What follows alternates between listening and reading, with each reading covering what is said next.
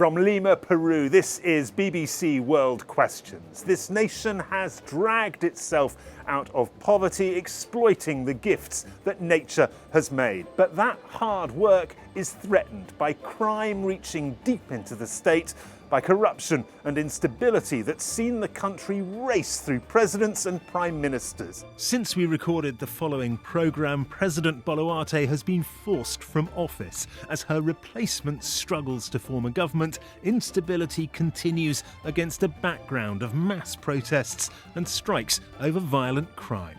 How can the rot be stopped?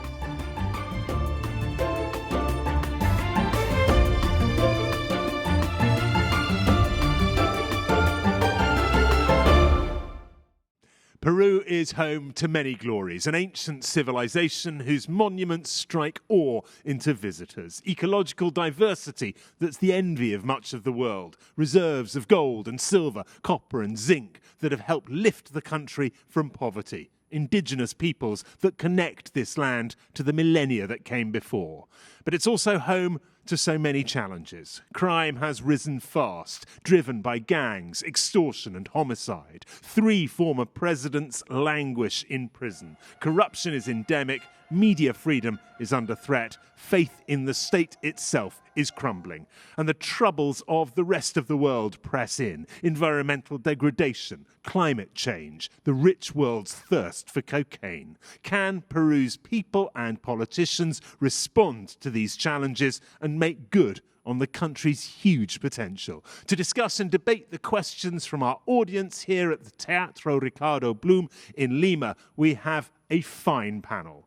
Mercedes Araoz is a former Prime Minister of Peru and once its Vice President. She's now Principal Professor of International Economy at the University of the Pacific.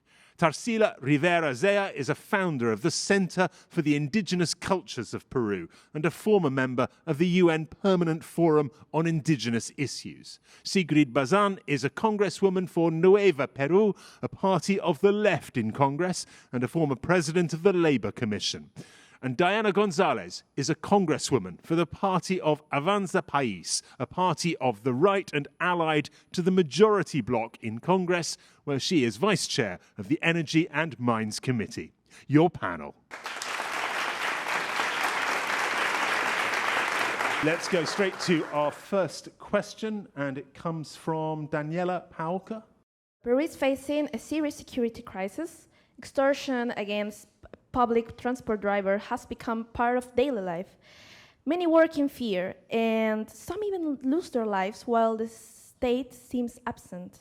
So how can a society rebuild trust in its institutions when the government fails to guarantee the most basic rights, such as safety? Thank you. Thank you very much, Daniela.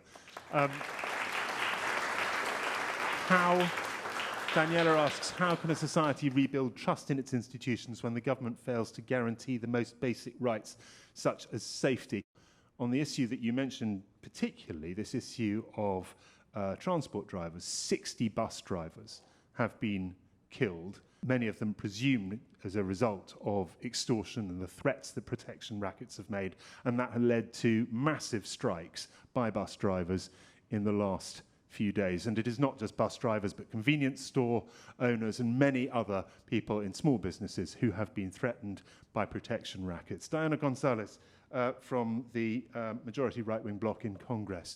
Many Peruvians are really frustrated with rising costs, with our authorities, and with something special, the lack of clear leadership. So what's most truly disappointing is the president's response when she said to the citizens, if someone extorts you, just don't pick up the call, just don't answer the call. And that's not the answer we are waiting for. That's not the answer we are expecting for the head of state.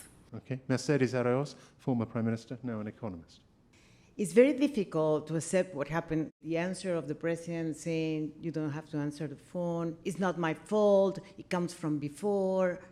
What are you doing? It's 2.5 years, more or less, that you're there. You have to work.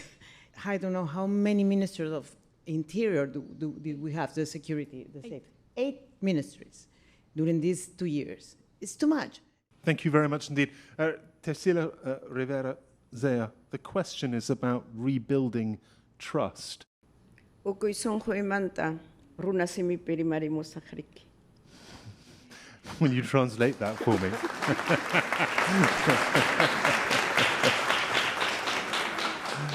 I will speak with you from my heart. My first language is Runa Simi, language of the peoples. As you can imagine, as indigenous peoples, we believe on peace. We believe in states with rights, preserve the rights. And in this case, we are suffering very unsafe conditions.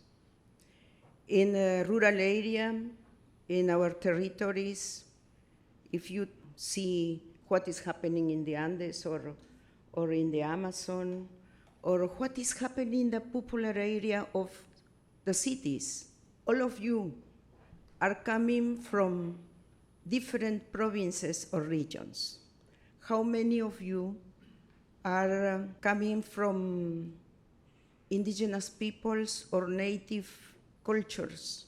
What is the reason from our family to say, go to the capital? Opportunities in the city, but not for everybody. No. That's why we always are talking about racism and discrimination. When you talk about unsafe city, which part of this capital is unsafe city? The popular area. We need to pay attention on that. Thank you very much. My Thank you. Spanglish. No, please, your English is, I promise you, your English is a lot better than my Spanish. Thank you very much. Sigrid Bazan, this question about trust in institutions that fail to build public safety. I cannot tell you the number of questions we got about extortion and crime, and we will talk more about crime. How can trust be rebuilt? I think that it comes and it lands on corruption. I mean, insecurity is not only about we want more police officers patrolling the streets. I think insecurity needs to be tackled inside our own institutions. Actually, there was a survey amongst police officers that acknowledged that corruption was among them. What are we doing so that that corruption doesn't end in criminal organizations saying, oh, we had help from the police? Okay, thank you very much. We are going to return to this issue very shortly. Can I just ask Daniela about what you have heard and your own experiences as well? I'm a student, so when I have to go to the university, for example, the past week, I was in an omnibus, and it was terrifying, and I don't feel like even go to study, it's safe for me. And it's hard, because even my dad work as a driver bus, like a helper of that. How can I concentrate even in my studies or even in the university if I am feeling that my family it's unsafety, or even myself is unsafety just for go to study? Thank you very much, Daniela. Thank you. We will come back to this topic in a moment, and I do want to hear more from the audience. I think we have a connected one now. It comes from our next question, Gustavo Mezza. Given that citizens' trust in public institutions, like the police, for example, is at the rock bottom, how are we supposed to deal with crime and other illegal economies like illegal mining if we can rely on the justice system? Thank you, Gustavo. One quote from last year from the Federation of Business Associations said, "We live under siege from organised crime, which has taken control of the country in the alarming absence of the state." Homicide is up 35% in 1 year. There is a shortage of police officers. There are claims of politicisation of the judiciary and the Attorney General's office. Mercedes Araoz, the question, how do we deal with crime if we can't rely on the justice system? First, we really have to have a reform on two parts of our judiciary system. We have to start thinking how to organize a prosecutor that really goes after the crime, not after the politicians, because this is I know there are some politicians that are doing wrong for sure, but sometimes they go after every single detail. We have to punish what the real crime. Here, impunity is growing and growing and growing and growing. There are, I think, 60 members of Congress are facing criminal investigation currently. And Congress has recently been accused of loosening the law on illegal mining, not tightening it. It doesn't give people in our audience much faith in the ability of Congress to act on the crime they are so concerned about. Yeah, I would say they don't have faith in the Congress. Myself, I don't have faith in the Congress. I've been before some members of the Congress. And we have two members of the Congress here, and we will let them speak in a moment. I know them, and I think I respect them. All this process of changing laws in the political environment has reduced the ability of good parties, and parties that represent ideas. But what we are electing now is people that are represent their interest. Thank you very much, Tarsila. I know that for indigenous people, sometimes the state does not even exist as a protective force. In the Amazon, we have problem of narcotraficants, traffickants of biodiversity. At this time, many of the population don't believe on the efficiency of the law. Why? For this. Corruption, multidimensional corruption, my dear. I have to mention the Congress again. Please. And I have to mention it because in this past few years, 2 years almost, the Congress have been passing some bills that are in favor of criminality. And we have to say that out loud because the Congress has, for example, reduced the power of prosecutors. Actually, the transport workers are asking now for purges inside the police force, inside the prosecutor's office. I mean, during this strike, they have also been asking not only for more policemen, but also because they want change. Thank you very much.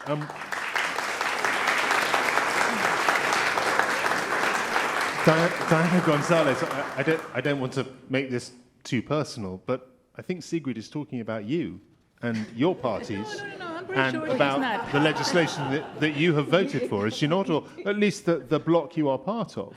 I'm pretty sure she's not talking about me. Okay. But thank you, Gustavo, because of course I want to talk about illegal mining. And I've been clear from day one, I am against illegal mining and also against to those who pretend it's informal mining because they are still doing the same activity and using the informal mining as a shield to keep operating outside the law. Illegal mining was just one example that Gustavo made about crime. He was talking, I think, more broadly about crime across the society here. And the suggestion from Sigrid is that legislation has weakened the fight against crime. Now, you may not have voted for it yourself, but your party is allied to a bloc that I think has done, the Fujimori bloc, that has done, has it not? I am from Avanza. I know you are, but you are allied not to this bloc? You're not? We are Avanza País. Okay. Well, I mean, well, I'll take your word for it. I'm not sure the audience does, but that's neither here nor there. Thank you. Again, the question is much more broad than just illegal mining, and I understand you have a strong interest in this. It is about crime in general. Are you happy with the state's response to the astonishing rise in crime in this country? Of course not. And when we talk about justice in Peru, we are not just talking about institutions. We are talking about trust. And right now, that trust is broken. I do understand that, of course I do. And the Public Prosecutor's Office, one of the key players in the justice system, has been stuck in internal fights. And maybe this is one of the main reasons why people feel justice is more about politics than truth. Thank you very much indeed. I want to hear from the audience, please. And I suppose that my question to you is, whether you have faith in the justice system, whether it's the police or the prosecutors in this country. Will you put your hands up and just tell me about your own experiences? Madam. In regards to what you said about having faith on the justice system, we certainly don't have it. Because what we see every day on the news, somebody murder, somebody kill a bus driver, and somehow magically release them. We get our cell phones stolen every single day. We walk afraid. And then we got our cell phones stolen, then it's not only that you miss that equipment or it's stolen, it's that you get stolen your identity, and meaning the money from every single dime that you have there, that you have worked, it's gone. And you go to the police, they're like, yeah, just write it down. Oh, we don't have a pen. And so it's like, and that frustration is that what we have, and that we feel that there's nothing that we can do about it except immigrate. Sir. I have to say I come from a very problematic city. I come from Trujillo. Whatever you have heard about Trujillo is true and is worse. I have two little businesses. One of them was extortion with the amount of 10,000 soles. One of them was mistakenly attacked with explosion, with dynamite. That broke my mental health one moment. It was 1 year before. What have restored my faith now, in this moment, is when I see the people, the public drivers, the Generation Z, when I see every teenager, when I see every adult, or even more, people very old, and I see the protesting, I am very proud of them. And I'm very proud of them because they have done what is correct. And I ask to the people of the left and of the right to become more conscious about what you want for the country. Okay? You have to be united. And of course, think for the future of our country. Think on us. Please think about us. Thank you very much, sir. Thank you. Thank you. We've got a lady at the front here. Madam. I know you share your thoughts that we might need reforms, and of course they take a lot of time, but I think here in the audience is wondering, what can we do now? Here in Peru we have like an app that we can share money. Many people have now more presence in the ban system, right? So when the extortion calls, I wonder why in the Congress they don't say like, okay, we are going to block that lines, or we are going to try to trace where the money is coming. They know the name. It doesn't matter if you are right or left. We want like solutions, because it's not possible that if you don't pay 10 soles, that is $2 or €3, they kill you. And that's happening for a lot of people. I am talking right now, and I don't know if I'm going to go home alive or safe, because it doesn't matter if you go walking, by car, by Uber, anything can happen. Thank you very much indeed. Can I go to our next question? Maria Lucia Valera. How can Peru exploit its natural resources to benefit all Peruvians without destroying the Amazon and the lands of indigenous communities who have protected it for centuries? Thank you, Maria. Thank you very much indeed. This country has the second largest forest in Latin America. It's about half of the country, more than half of the country. And indigenous people make up about a quarter of the population, but they are often the first or the primary victims of illegal logging and illegal mining. Sigrid Bazan, can I ask you the Maria's question? Is it possible to exploit the natural resources and benefit all Peruvians? Because the benefits seem to have gone to a relatively small proportion of the population, and in particular, the people who live around those resources do not appear to have benefited. I think that last bit was very important to talk about. Just like in a relationship, you need to set boundaries, right? For example, I was thinking about fuel fossil exploitation. I don't think that that should happen in the Amazon, for example. I think we should start to put some boundaries on where to exploit different resources, not everywhere, because of course we have the indigenous people rights, and they also have the right to be consulted. Also, I wanted to say, because everything's linked with criminality, we don't have the presence of the state everywhere. We have something that's called environmental defenders, advocates, and they work on their own. They don't receive a salary, they don't work for the state, they are chosen by the people, the communities, and they're being killed or extorted by trafficking organizations. So I think also we need to defend and to protect those people that are doing so much for the environment. Defender of natural Defensores medioambientales, we call them. Thank you. Thank you very much. Mercedes Araoz, former Prime Minister, economist yourself. Is the country getting the balance right about exploitation at the moment? At the moment, not yet. I think we have to work on that. But in particularly, I will say in favor of formal mining, that they do follow the rules. Okay, so they do care and they take care of environment, even drinking water. But who are the real contaminators? Illegal miners. And we have to see that when we go to Madre de Dios, which is a beautiful area next to the Tambopata Reserve. And these people are coming in and invading those areas, and they're destroying the forest and destroying the possibility of the recovery of the forest because of the mercury that they put in the water. That's forbidden by law in this country. We tried to fight it when I was part of my job as Prime Minister.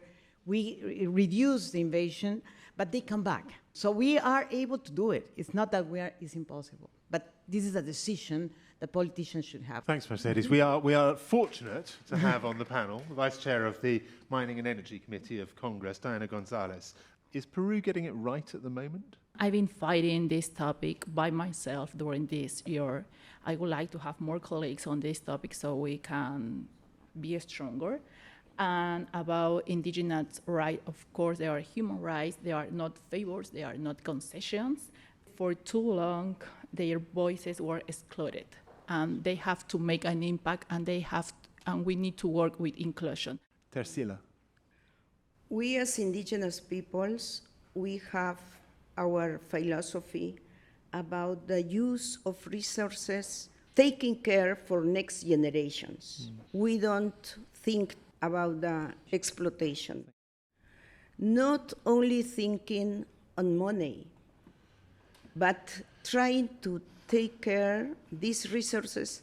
And what happens if we don't take care these natural resources? For example, the sweet water.